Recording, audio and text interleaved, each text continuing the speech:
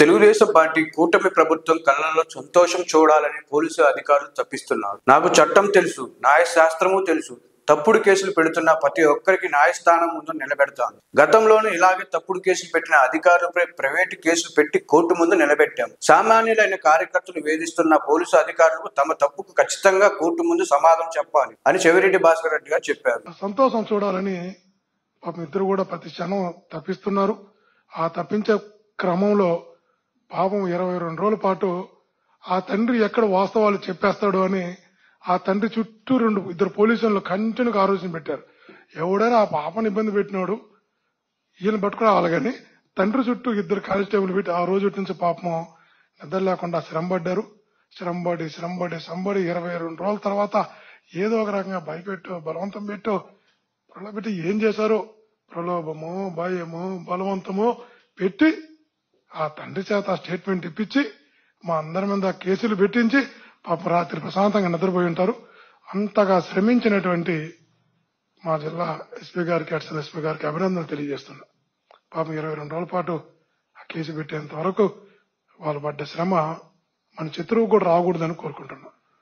కానీ ఒక్కటి మాట చెప్తున్నా, నేను మీరంతా కూడా భాస్కర్ రెడ్డి అంటే మురుడోడు అనుకుంటారు, మొండోడు అనుకుంటారు. మీకు చెప్తున్నా, అంతకన్నా మించి నేను లా గ్రాడ్యుయేట్ని, అంతకన్నా మించి నేను పిహెచ్డి వరకు చదువుకున్నాను. చట్టము తెలుసు, చట్టము చదివే, న్యాయశాస్త్రము చదివే. తప్పకుండా ఎవరెవరైతే తప్పుడు కేసులు పెడుతున్నారో వీళ్ళందరినీ కూడా ఖచ్చితంగా న్యాయస్థానం ముందు అయితే దోషులుగా నిలబెడతా. ఒకరోజు ఆలస్యం కావచ్చు, వదిలిపెట్టే ప్రసక్తే లేదు. ఫస్ట్ పరు నష్టం దావా వేస్తున్నా ఈరోజు. తర్వాత నాకు ఉన్నటువంటి సివిల్ రైట్స్ ఏదైతే ఉన్నాయో దానికి వైలేషన్ కలిగిస్తుంది రిట్ కూడా ఫైల్ చేస్తున్నా.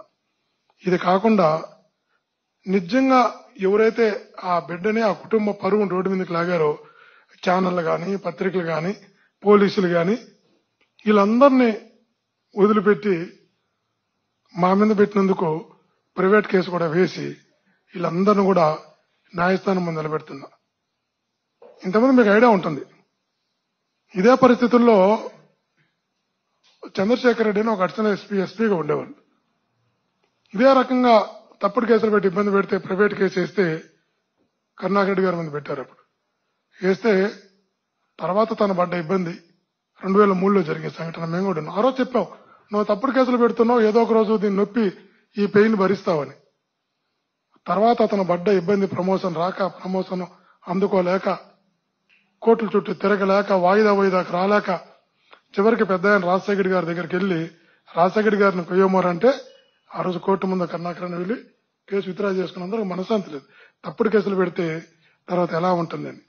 ఇదే రకంగా ప్రద్యుమ్న గారు మా జిల్లా కలెక్టర్గా ఉన్నారు. ఎలక్షన్ అప్పుడు చెప్పాం, ఎట్ట పడితే అటు చేస్తున్నాం, అన్యాయంగా చేస్తున్నాం, తప్పులు చేస్తున్నాం, మేము ఖచ్చితంగా న్యాయస్థానాన్ని ఆశ్రమిస్తాం అంటే వినకుండా ఆ రోజు కొంచెం ఎవరు కళ్ళల్లో వెలుగులు చూడాలా, సంతోషం చూడాలని చేశాడు. ఈయన చేసిన పుణ్యానికి సెంట్రల్ ఎలక్షన్ కమిషన్ 10 మందిని సస్పెండ్ చేసింది. ఇప్పటికి వాళ్ళు పెన్షన్ రాలా. ప్రద్యుమ్న గారి మీద కూడా ఎలక్షన్ కమిషన్ విచారణకు ఆదేశించింది.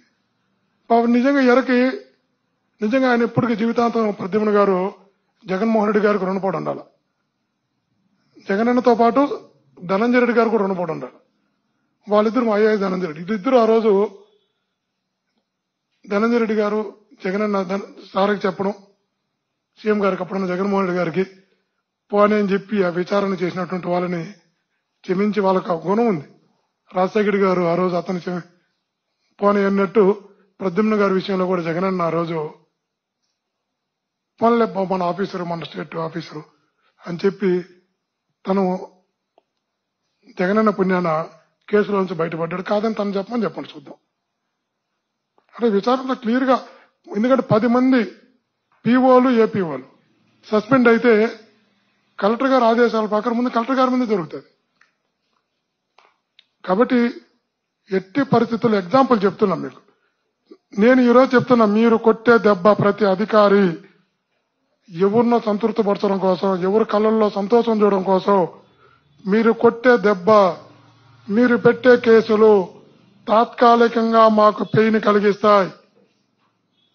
తట్టుకోవాలి తాత్కాలికంగా. కానీ తర్వాత మేము న్యాయస్థానాలను ఆశ్రయించే విధానం చట్టాన్ని న్యాయాన్ని వాడుకొని చట్టాన్ని న్యాయాన్ని ఉన్నటువంటి ఇచ్చినటువంటి హక్కులను వాడుకుని చేసేటటువంటి ఈ తప్పులు చేసిన వారి మీద చేసేటటువంటి కేసులు రిటైర్డ్ అయినా కూడా పింఛన్లకు కూడా ఇబ్బంది వస్తాయి. ఖచ్చితంగా కోర్టుల ముందు న్యాయస్థానం ముందు దోషులుగా నిలబడుకోవాల్సి వస్తుంది. మీరు మా మీద కేసు పెడితే జైలుకి పంపితే అలవాటు పడ్డ శరీరం తట్టుకుంటుంది. నిలబడతాం, కాపాడుకుంటాం కేడర్ని. తర్వాత మీరు చేసిన ప్రతి తప్పుని ఈ ఒక్క కేసులోనే కాదు, ప్రతిరోజు మీ పరిపాలనలో మీరు చేసేటటువంటి తప్పులను కూడా ఖచ్చితంగా తప్పులను అవినీతిని అన్నిటిని కూడా ఆధారాలతో బయటకు తీసి, చదువుకున్న వ్యక్తిగా చెప్తున్నా, ఆధారాలతో బయటకు తీసి కోర్టు ముందు ఖచ్చితంగా దోషులుగా నిలబెట్టేంత వరకు మా ప్రయత్నంలో లోపం లేకుండా చేస్తామనే విషయాన్ని కూడా మీ ద్వారా తెలియజేస్తూ, డెమోక్రటిక్ వాల్యూస్ లేకుండా చేస్తున్నటువంటి మీ ప్రయత్నం ఏ రోజుకైనా కూడా భవిష్యత్ తరాలకు కూడా ఇది ప్రమాదాన్ని తెచ్చిపెడుతుంది. భవిష్యత్తులో కూడా ఇది ఒక అలవాటుగా ప్రాక్టీస్ గా మారుస్తుంది. ఇట్లాంటి ఎప్పుడు కూడా చేయకండి. మీ నెట్ రిజల్ట్ ఏంటంటే జగనన్నతో ఉన్న వాళ్ళని ఇబ్బంది పెట్టడం, లేదు అంటే ఎవరైతే ఈ తప్పుడు కేసులతో అందరిని భయభ్రాంతులు చేయడం, ఈ ఆలోచన డెమోక్రసీలో కరెక్ట్ కాదు, మంచిది కాదు. మరలా చెప్తున్నా, డెమోక్రటిక్ వాల్యూస్ మీరు పూర్తిగా నాశనం చేస్తున్నారు. కరెక్ట్ కాదు.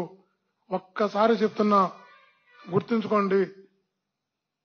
విజ్ఞప్తి చేస్తున్నా, తప్పుడు కేసులతో చిన్న చిన్న వాళ్ళని పల్లెల్లో 100 మందిని 1000 మందిని మీరు రోజు పెట్టుకుంటూ పోతున్నారు. ఈ రోజు వాళ్ళ పెయిన్ భరించచ్చు. ఆ పాపం